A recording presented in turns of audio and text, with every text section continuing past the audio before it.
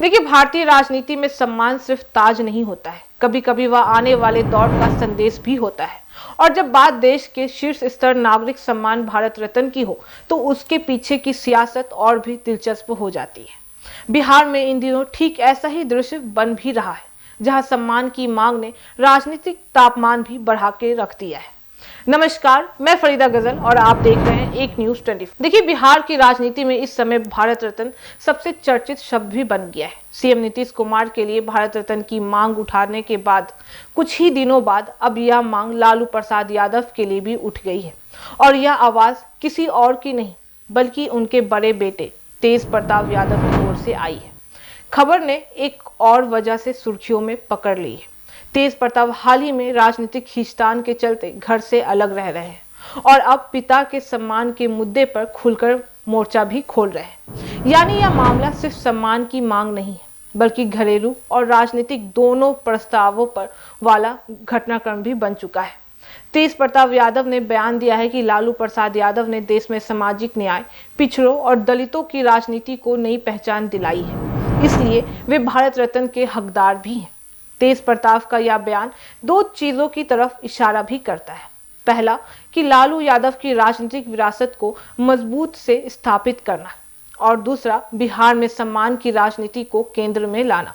नीतीश कुमार के लिए भारत रत्न की मांग के बाद विपक्षी खेमे में यह सवाल पैदा हुआ है कि अगर बिहार में विकास मॉडल और सुशासन की दलीलें दी जा सकती हैं, तो सामाजिक न्याय की राजनीति को प्रतिनिधित्व क्यों नहीं दी जा रही है।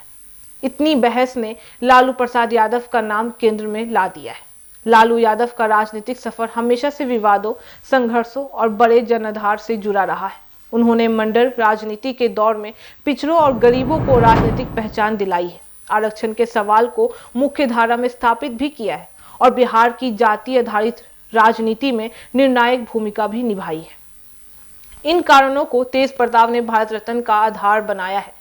लेकिन इस मुद्दे में सिर्फ सम्मान नहीं, बल्कि सियासत की चाल भी छिपी हुई है।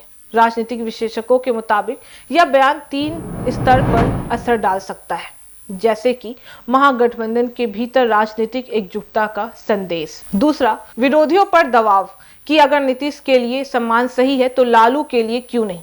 लालू की विरासत को राष्ट्रीय विमर्श में पुनः स्थापित करना।